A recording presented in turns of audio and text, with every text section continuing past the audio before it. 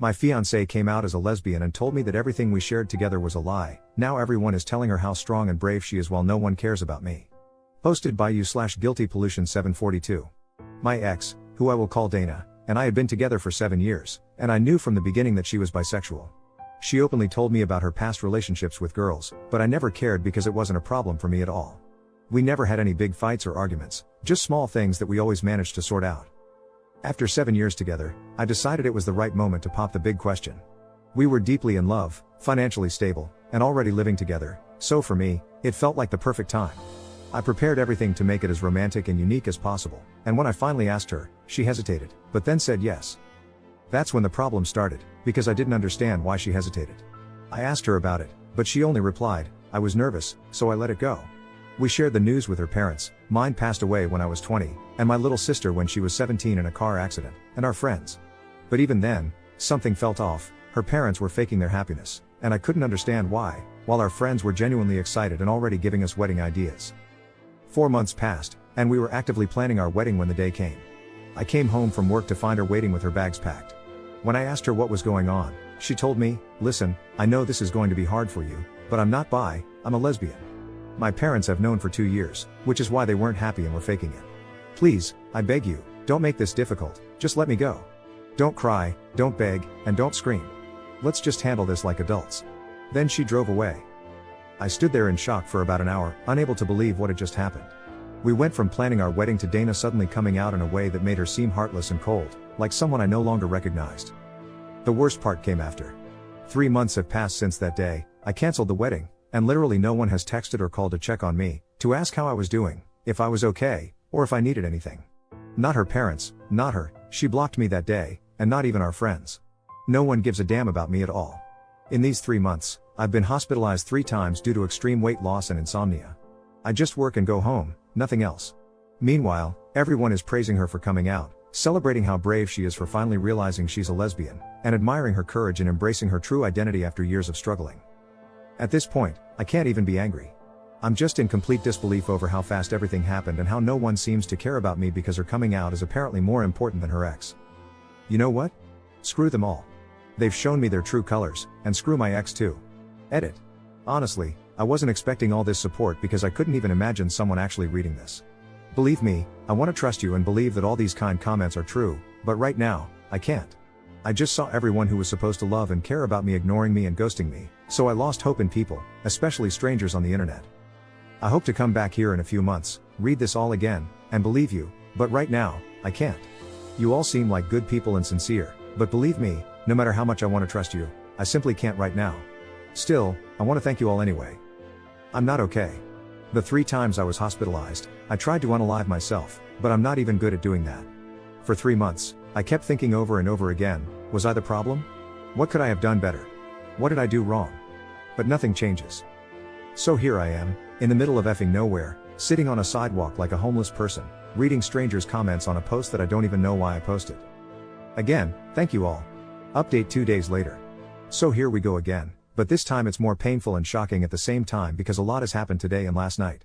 Like some of you folks said, somehow one of my ex-friends saw my post on TikTok, and the absolute mess started, and it's still going on right now. This ex-friend, I'll call him Paul, reached out to me and basically told me that he saw the post and knew it was me because I used my ex's real name, Dana. He was shocked to learn what really happened because apparently, Dana had told my ex-friends that she came out to me as a lesbian and that I tried to lay hands on her and threatened her.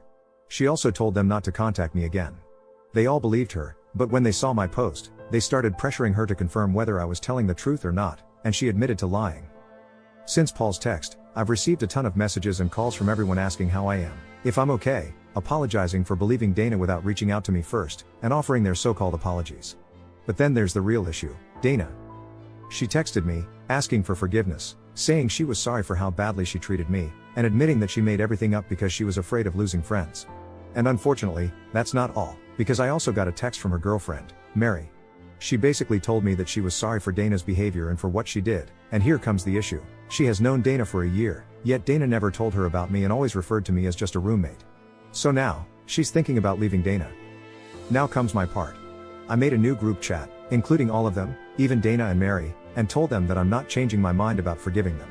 I also mentioned that I was considering suing Dana, partially true, since I'm still unsure, and I called out my ex-friends, saying that if they were decent humans, they would have either texted me to ask if I was out of my mind for allegedly laying hands on Dana or at least insulted me via text, if they really cared about me. Then, I added some personal things about Dana and blocked them all. But my blocking method isn't working because they keep harassing me with texts and calls from other numbers and even getting other people to call and text me. Crazy stuff is happening, and I still can't believe this whole mess. It feels like a nightmare I need to wake up from, but unfortunately, it's all real. The other thing is that I finally saw a therapist today, and I don't like to admit it, but I cried a lot. According to her, I never really worked through my parents' and sisters' deaths, and now this situation with my ex has made me explode emotionally. So, it's going to be a very long journey, and I hope to reach a better place. I've had the therapist's number sitting on my kitchen table for a while, but I never called, until now. Hopefully, this will help. That's all for now. I hope my next update won't come as quickly as this one but instead when I'm feeling better. So again, thank you all, and hopefully, I'll update you in better times. Relevant comments. Commenter. Normal people, break up with their partner, tell everyone about it and why, then move on. Dana, ghosts her boyfriend and lies just because she was scared. Honestly, I would definitely sue for defamation, man. You have the evidence, and I don't think it could go wrong. What do her parents think? Ops response. I forgot to write this little part, but the quick summary is that I never had a good relationship with them, so we never got along well because they always said I wasn't the right guy for their daughter. I never cared about them, but this time they asked me to think wisely and not to sue Dana because she was afraid, and they even justified her actions. That's all, and in fact, I wasn't surprised by their reaction to the news of marrying her. Second update 1 month later. A month has passed since my first post, and here I am again. I know I promised to come back when things got better, and I really hoped for that, but unfortunately, my life hasn't improved at all. Things keep getting worse than I expected. I'm going to talk the way I do with my therapist because, in a way, you all feel like my therapists. You know, I'm not an expert in therapy or these things, and I hoped that, in a short time, things would change and make me feel better. But it's been more difficult and longer than I expected or imagined. I cry every day about everything that has happened to me, about my parents and my little sister's premature death, about what happened with Dana, and about how my friends betrayed me so easily, as if I were just a random guy. The worst part is Dana. After my parents' death, I put all my attention and importance on her. She was my promise of having a new family, of starting fresh, of being part of a family again. All these years, I did my best to make her feel loved, happy, and cared for. What might not come across from my previous posts is how much I loved her and how deeply I cared for her because Dana was the only person in this world who knew me 100%. She was truly my soft spot. After retiring from the army, she was the one who saw the real me after years of risking my life. I still have some trauma, but I'm working on that too. And then I met Dana, and it was love at first sight. So yeah, call me naive for still believing in fairy tales, but I really thought she was the one for me, the person who could finally give me my dream of having the family I lost. The hardest and most painful thing this past month was finally changing my number and starting over. I thought about calling her, texting her, or even seeing her again so many times because, despite everything, I still, somehow, care about her and love her. But then I remember how poorly and cruelly she treated me, and I changed my mind. Still, her presence lingers in my thoughts. I miss the little things we used to do together. I miss Dana being messy and a little goofy around me and in my house. I miss her touch. Coming home from work and just seeing her made all my stress and bad emotions disappear in an instant. But aside from all that, a few good things happened this month. I got the promotion I had been working so hard for, even if it came at the worst moment of my life. My boss gave me 3 weeks of forced vacation because he's worried about my mental health and how I've been working day and night without doing anything else. My therapist also told me to take a few weeks off to clarify my thoughts. I'm also looking for another house near my work because my current home isn't a positive environment, in my therapist's words, and because I need a drastic change. So that's where things stand. Unfortunately, I still have suicidal thoughts, but I'm working on it, even though I know it will take time. That's everything. I don't think I'll post anything else from now on because, fortunately, I don't have much else to say about my situation, other than thank you all for your support and private messages. So, thank you, everyone. Hopefully, this period of my life will pass without causing too much damage. Edit. My ex-friends never contacted me again, and neither did Dana, so I have no idea what's going on with them. And honestly, I don't care. Third update 2 weeks later. Hello, people. Don't worry, I'm still alive.